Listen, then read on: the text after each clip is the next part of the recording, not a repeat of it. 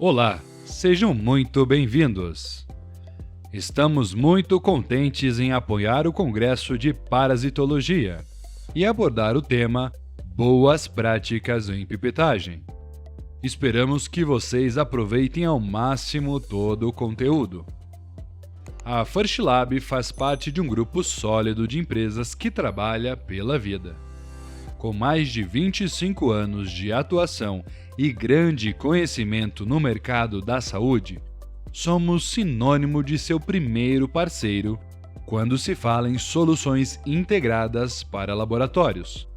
Nossa expertise é desenvolver e fabricar produtos e equipamentos para análises clínicas, permitindo que a prática laboratorial fique mais segura e preparada para exames, pesquisas e diagnósticos com precisão. Desejamos a todos uma ótima palestra! Olá, eu sou a Viviane, sou biomédica, mestre em ciências e sou assessora científica da First Lab. Hoje eu vou apresentar as boas práticas em pipetagem para vocês. Então, o que é pipetagem? É uma técnica para manipulação, transferência, fracionamento de líquidos com precisão. Ela é realizada com auxílio de equipamentos específicos, que são as micropipetas. Elas podem ser de macro ou micro volumes. As de macro volumes são as acima de 1 ml ou 1000 microlitros, como a de 5.000 microlitros ou 10.000 microlitros. Já as de micro volumes são todos abaixo de 1 ml. Então, apenas para ter uma dimensão desses microvolumes, uma gota padrão ela tem 50 microlitros. Se a gente pegar esses 50 microlitros e dividir em 500 partes, a micropipeta é capaz, um modelo específico delas, de pegar apenas uma parte, ou seja, 0,1 microlitros. Então, o funcionamento da micropipeta é com o movimento de um pistão para aspirar e dispensar os volumes específicos de líquidos. Ela pode ser tanto de um acionamento mecânico ou eletrônico, sendo que a de funcionamento mecânico são, em sua maioria, no mercado, e elas podem ser monocanal, que é quando possui apenas um único canal e um único pistão, ou multicanais, quando elas possuem mais de um canal e, assim, mais de um pistão. Com relação ao volume, elas podem ser tanto de volume fixo como variável. As de volume fixo, elas são projetadas para pipetar apenas um único volume, como, por exemplo, a de 200 microlitros. Já as de volume variável, elas manipulam dentro de uma faixa de volumes útil, sendo que o volume máximo é igual ao volume nominal e o mínimo é igual a uma fração do volume nominal, normalmente 10%. Então, por exemplo, a de 200 microlitros de volume variável, ela é capaz de pipetar entre 20 e 200 microlitros, sendo que 20 é 10% do volume nominal 200. Uma outra diferença das micropipetas é que elas podem ser distinguidas pelo tipo do pistão. Então, a maior parte das micropipetas são as de deslocamento de ar, em que existe uma camada de ar que separa o pistão e a superfície do líquido pipetado. E também existem as de deslocamento positivo, em que o pistão entra em contato direto com a superfície do líquido pipetado. A quantidade de ar que existe nessa camada, ela é proporcional ao tamanho do volume que se precisa pipetar. Ou seja, quando a gente vai pipetar um volume maior, existe uma camada de ar maior. Quando vai pipetar um volume menor, a camada de ar é menor. E por conter ar para mover o pistão, todos os fatores que influenciam no ar podem influenciar na precisão e exatidão da micropipeta. Então, por exemplo, temperatura, pressão, umidade do ambiente ou mesmo do calor da mão do operador podem influenciar nesse ar e causar erros de pipetagem. Então, agora nós vamos conhecer as partes da micropipeta. De modo geral, ela é a mesma independente do modelo utilizado, da marca utilizada, mas pode haver algumas diferenças. Então, a parte onde a gente segura é o corpo, e a parte mais afunilada embaixo é o cone. No corpo, a gente pode ver o número de série, o visor, onde a gente vê o volume selecionado, o gancho de suporte, que é de suporte tanto na mão como no suporte de micropipeta, a barra de operação, o botão de ajuste, a trava de volume, o botão ejetor de ponteiras, que quando a gente aperta ele desloca essa parte cinza para que a ponteira saia da ponta. E aqui dentro do cone ficam o pistão e o conjunto de molas, que é o que faz o funcionamento da micropipeta para aspirar e dispensar o líquido. Então, agora que a gente já conhece as partes da micropipeta, vamos falar sobre exatidão e precisão. Exatidão é o grau de conformidade entre o volume dispensado e o volume selecionado na pipeta, ou seja, é quão próximo ao volume selecionado eu preciso atingir.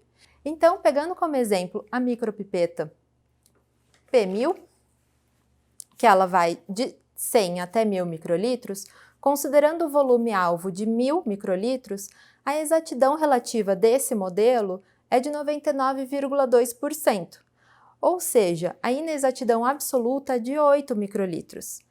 Então, com isso a gente sabe que diferenças entre mais ou menos 8 está ok. Então, ao fazer uma pipetagem de 1000 microlitros, aqui dentro pode conter qualquer volume entre 992 e 1008 microlitros.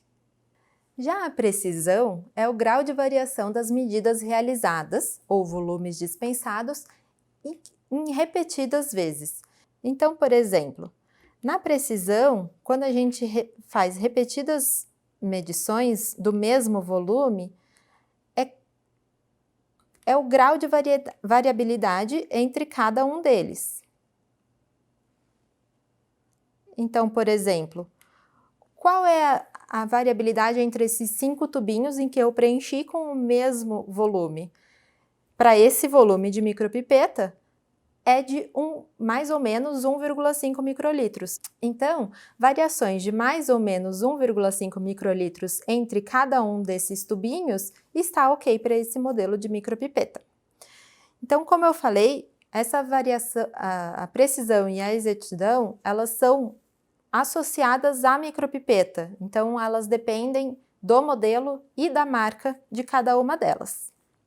Então, agora em imagem, só para exemplificar um pouquinho mais fácil, nesse primeiro alvo, nós temos as medidas todas longe do alvo e longe umas das outras, ou seja, é uma medida inexata e imprecisa.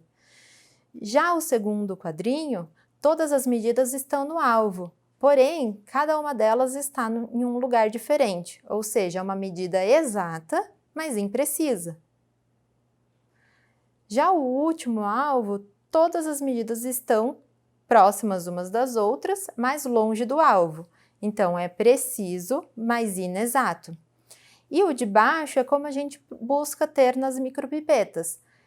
Exatas e precisas, ou seja, todas as medições no alvo e todas elas muito próximas umas das outras. Então, como que a gente garante essa precisão e exatidão? Como que a gente garante que está como veio de fábrica? Então, existem, além das boas práticas, né, existem oficinas ou laboratórios que fazem as calibrações dos equipamentos. Existem 2 tipos básicos de calibração, as rastreadas e as acreditadas.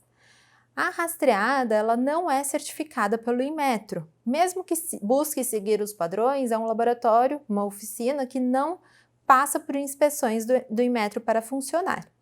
Já as acreditadas, por possuir o selo do Inmetro, os laboratórios clínicos, por exemplo, que são acreditados, que passam por auditorias, eles precisam ter seus equipamentos calibrados com esse selo. Independente do tipo de calibração, é importante que você busque avaliações do laboratório onde você deseja, da empresa onde você deseja fazer essa calibração. Uma coisa que é muito associada à calibração é a limpeza e a descontaminação da micropipeta. Normalmente, os laboratórios eles enviam para a empresa fazer calibração e aproveita e faz uma limpeza bem profunda.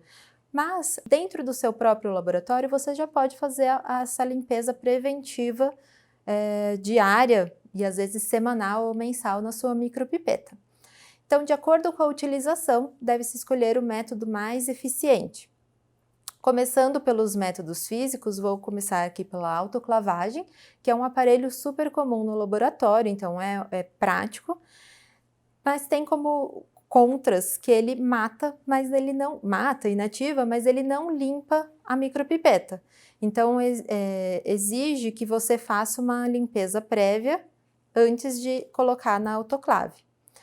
Além disso, exige um estágio de secagem e estabilização de temperatura após esse processo, antes de voltar a utilizar. E, além disso tudo, de acordo com o fabricante da sua micropipeta, você vai precisar recalibrar, seja após uma, ou duas, ou três autoclavagens, a sua micropipeta depois desse processo.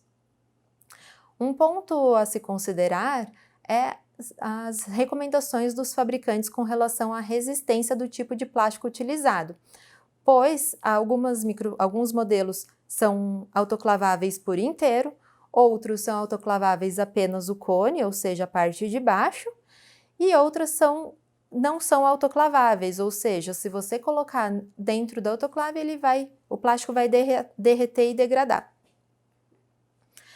Outro método físico é a irradiação de luz UV. É um método fácil e rápido também, e assim como a autoclavagem, ele mata, inativa, mas não limpa. Além disso, ele tem baixa penetração, ou seja, não atinge a todas as partes da micropipeta. Junto com a autoclavagem, também é importante considerar as recomendações dos fabricantes com relação à resistência do tipo de plástico utilizado, pois pode amarelar e degradar também. Então, como esses dois métodos, eles matam e inativam, mas não limpam, normalmente eles são associados com métodos químicos, que são fáceis e baratos. Os métodos químicos pode abranger tanto água, detergente, amônio, hipoclorito, glutaraldeído, como álcool 70, e pode ser tanto uma limpeza, digamos, pesada, em que você desmonta o equipamento e faz a higienização de todas as partes, como apenas uma limpeza diária externa, por exemplo, com um paninho com álcool 70 na parte externa da micropipeta.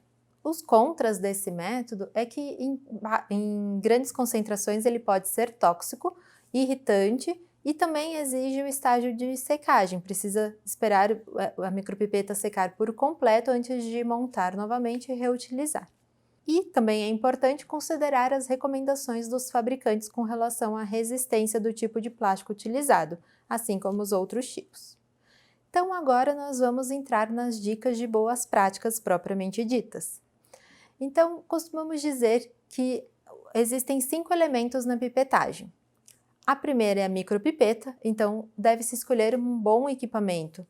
Um equipamento que seja ergonômico, que um bom encaixe nas mãos, que seja leve, que tenha mola leve de apertar. Se tiver a trava de volumes, é um diferencial para evitar erros de pipetagem. Deve-se também prestar atenção na hora de escolher qual dos modelos para pipetar um volume específico. Então, por exemplo, para pipetar 200 microlitros, a gente pode utilizar tanto a P200 como a P1000, ajustada em 200 microlitros. Porém, se for pensar na precisão e exatidão, é muito melhor que você utilize a P200. Então, por exemplo, essa é uma P1000, a micropipeta que vai de 100 até 1000 microlitros. Quando ela está nos 1000 microlitros, ou seja, o volume nominal, o volume máximo, a barra de operação está nesse tamanho. Porém, conforme a gente vai diminuindo o volume, a barra de operação vai diminuindo também, ou seja, a gente está comprimindo a mola interna. Então, por exemplo, em 200 microlitros, a barra de operação fica bem pequenininha. Isso significa que a mola interna está super estressada. Então, é muito mais indicado que você utilize a P200, que a barra de operação está no seu limite máximo. Essa escolha da micropipeta, ela deve ser pensada desde o momento da compra do equipamento para o seu laboratório e na hora que você vai precisar pipetar propriamente dito. Outro elemento é a ponteira. O ideal é que sempre busque a ponteira da mesma marca da micropipeta para que haja uma selagem perfeita entre micropipeta e ponteira, para que também não haja problemas na hora de fazer o descarte da ponteira. Um outro ponto a se pensar na ponteira é que, dependendo da técnica, do protocolo que você precisa, existirá a necessidade de ponteiras estéreis, com tratamento para biologia molecular, com filtro. Então, precisa-se comprar e utilizar no momento do ensaio a ponteira adequada. Outro elemento é a condição ambiental, porque o volume do líquido pode sofrer alterações de acordo com a temperatura, pressão e umidade, principalmente por causa da camada de ar existente nas micropipetas de deslocamento de ar.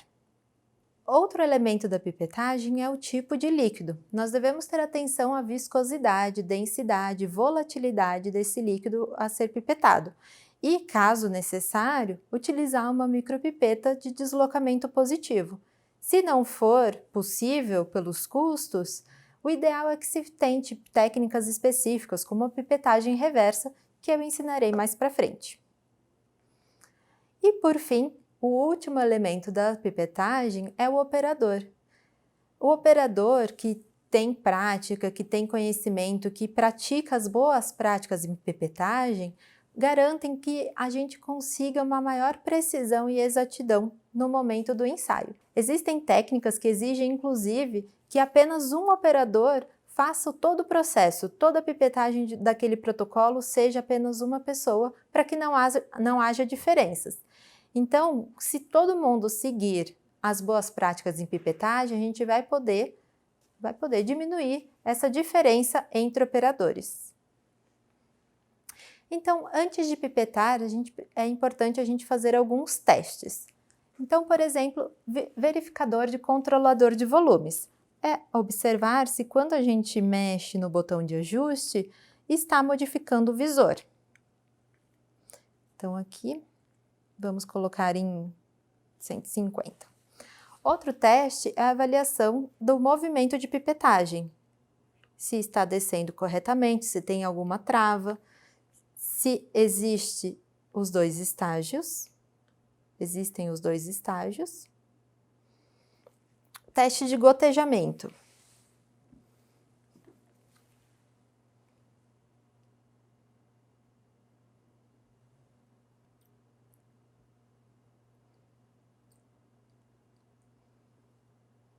Expulsão das ponteiras.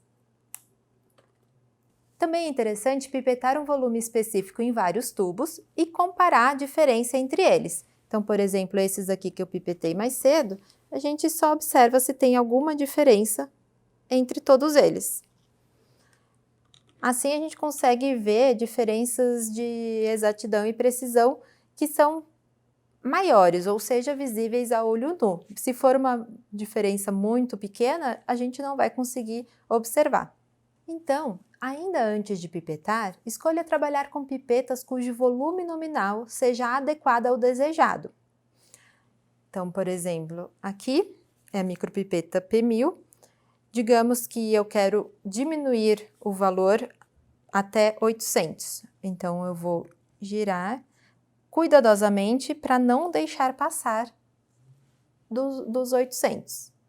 E na hora de aumentar o volume, a gente deve ter o cuidado de passar 1/3 de volta do volume desejado e retornar com cuidado, sem ultrapassar o volume desejado. Sempre prefira micropipetas que tenha trava de volume e ative a trava. Essa trava ela serve para evitar erros, então às vezes você ajustou o volume e sem querer dar uma mexida aqui em cima, vai alterar o volume escolhido. Ou mesmo na hora que você está pipetando repetidas vezes, o seu dedo, sem querer, pode mexer o botão de ajuste e alterar o volume sem você perceber. Então, sempre que possível, trave o volume das micropipetas. Ainda antes de pipetar, você deve escolher a ponteira adequada, como eu já falei anteriormente, que tem uma boa selagem, de preferência da mesma marca da micropipeta, e verificar se a sua técnica, se o seu ensaio exige que tenha ponteiras com filtro, com tratamento para biologia molecular, se precisa de ponteira estéril. Se você utilizar ponteira autoclavável, precisa tomar o cuidado para, após esses processos repetidos de autoclavagem, se o selo continua adequado, se ele continua uma selagem perfeita. Então, o ideal é que você, a cada troca de ponteiras, você faça uma pré-lavagem. Essa pré-lavagem consiste em aspirar e dispensar o líquido repetidas vezes. Isso faz com que fique uma camada do líquido por dentro da ponteira. E pode aumentar a precisão em até 0,2%. Então, a pipetagem em si, ela consiste em você abaixar o botão, afundar, aspirar, levantar e ir para o outro tubo para dispensar nos 2 estágios e depois descartar. Então, para aspiração, a gente pega uma ponteira nova, faz a pré-lavagem, pelo menos 2, 3 vezes. Na hora de pipetar, afunda até o primeiro estágio, até sentir a primeira resistência. Afunda a ponteira, se for volumes pequenos, apenas 1 a 3 milímetros, volumes grandes pode afundar entre 3 e 6 milímetros. E vai levantando o dedo, vai soltando o dedo bem devagar, de forma constante, até o líquido entrar na ponteira. Então, aqui já subiu, você sempre aguarda pelo menos uns 2 segundos e pode levantar a ponteira do líquido. Então, agora a gente vai fazer a dispensação. Para a dispensação, você sempre angula a ponteira entre 30 e 45 graus, encosta na parede e vai apertando o botão, não só até sentir a resistência, mas aperta o segundo estágio também, que ele expulsa o restinho de líquido que fica na ponteira. E depois disso, pode levantar o dedo e tirar a ponteira de dentro do tubo. Caso fique alguma bolha dentro da ponteira, o ideal é que você descarte a ponteira e utilize uma nova. Então, faz a pré-lavagem.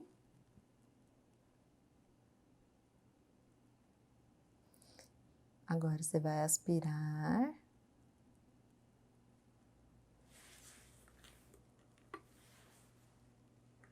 Ângulo de 30 a 45 graus na parede. Dispensa, segundo estágio, e tira a micropipeta dando uma arrastadinha, uma arranhadinha no tubo. Descarta. Então, agora eu vou ensinar a técnica de pipetagem reversa, que é principalmente para utilizar em líquidos viscosos, densos, quando não se tem a possibilidade de utilizar a pipeta de deslocamento positivo. A técnica da pipetagem reversa, você também vai colocar a ponteira, também faz a pré-lavagem. E o que tem de diferente é que agora você vai apertar não só até o primeiro estágio, mas até o segundo estágio. Aí afunda a ponteira, pega o líquido,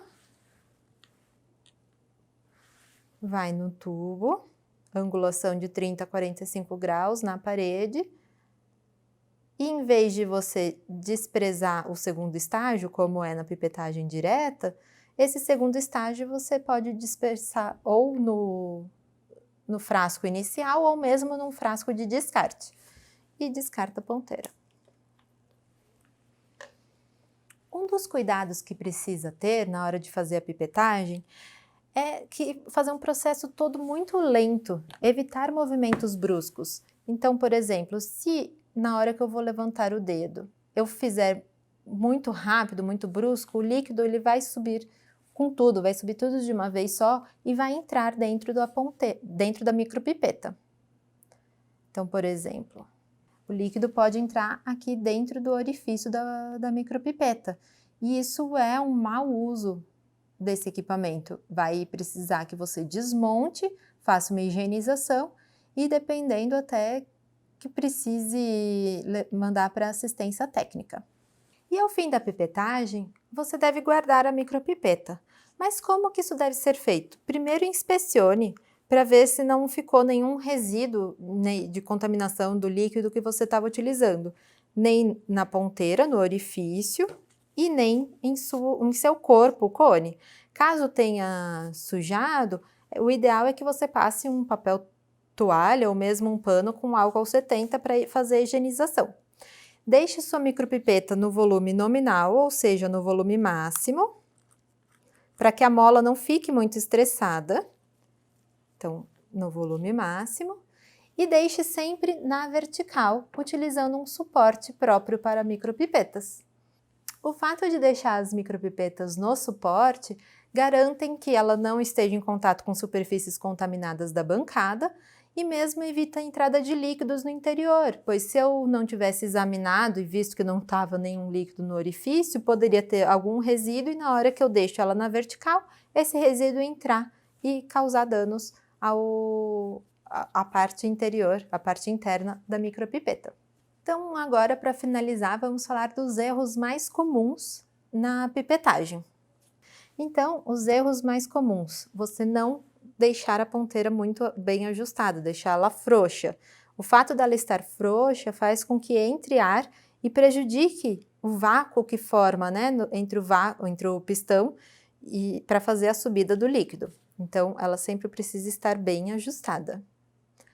Trabalhar muito rápido, ou seja, ficar trocando tudo de uma vez só sem prestar atenção nos movimentos. Ângulo incorreto, tanto na aspiração, que precisa ser vertical, como na dispensação do líquido, que precisa estar num ângulo de 30 a 45 graus. Soltar o botão rápido demais, que é quando você levanta com tudo. O ideal é que você levante o dedo com uma velocidade, não precisa ser tão devagar que nem eu estou demonstrando, mas o ideal é que ela seja numa velocidade boa.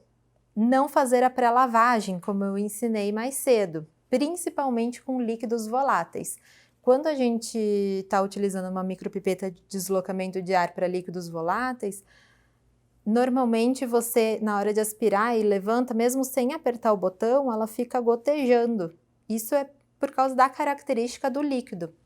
Outro erro é bater com muita força a micropipeta na ponteira para encaixar. Outro erro é não higienizar a micropipeta, então faz com que se acumule muita sujeira aqui no orifício e isso vai prejudicar a precisão e exatidão na hora da pipetagem. Outro erro é armazenar a micropipeta de forma inadequada, deixando ela na horizontal, seja em cima da bancada, seja dentro da gaveta.